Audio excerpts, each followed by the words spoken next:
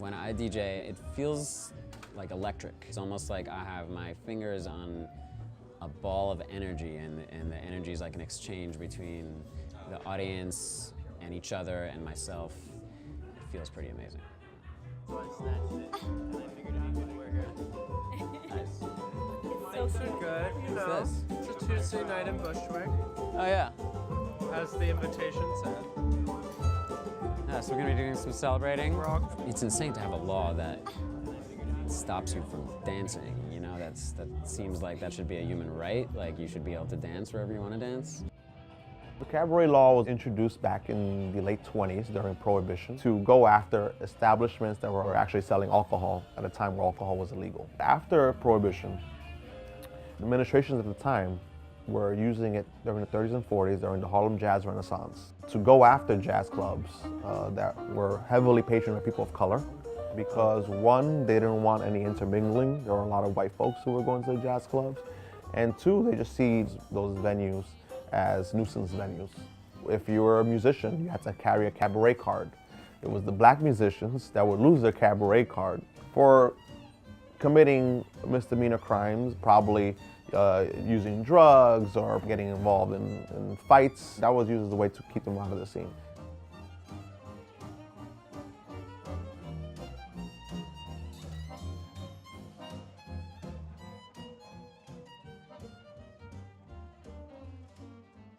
The Cabaret Law definitely affected me. In 2010, I was a venue owner. I owned a DIY warehouse space in Greenpoint. Eventually, the cops got wind of it, and they would use the Cabaret Law as an excuse to get inside. They were like, "Where's your cabaret license?" And we were like, "We don't have one." And they were like, "Well, we know people, you know, we hear the music, we know people are dancing." They'd come in, and then they'd start arresting people if they found them doing anything they weren't supposed to be doing. You could see them immediately go towards the people of color and target them. Eventually, we had to close down because of that problem. People argue that the Cabaret Law was just a checklist to make sure that you have all of your ducks in order to be able to be an operating safe club. The word on the street was that the law was actually still being used to crack down on music venues, and more often than not, venues patroned by people of color, patroned by artists, and patroned by the LGBT community. If you go back to 2015 and look at all of the bars that were cited with violations for dancing, they were all in those communities that I just mentioned.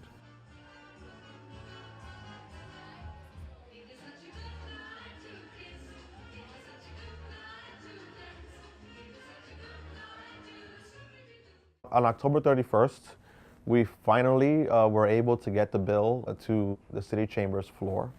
I'm proud to say that we had the support that we needed in order to get this passed, and that support became possible through the help of the grassroots organizers. We packed the room with hundreds of New York City's artists and nightlife operators. A bunch of friends of mine were involved in repealing it.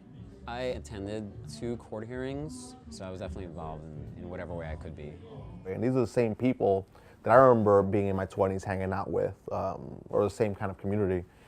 I was able to tap into that resource and work with them to put pressure around the city. And the city actually saw for the first time publicly that there is real support behind us. When I introduced the bill to repeal the Cabaret Law, I also took on the efforts to create the Office of Nightlife that's going to be dedicated to repairing relationships between the venues, the communities, and work with them to be able to navigate all of the city's onerous laws, but also give nightlife a voice. It's really like a house full of artists and creatives, and we're all different and crazy and talented, and it's a really great family. Right this way.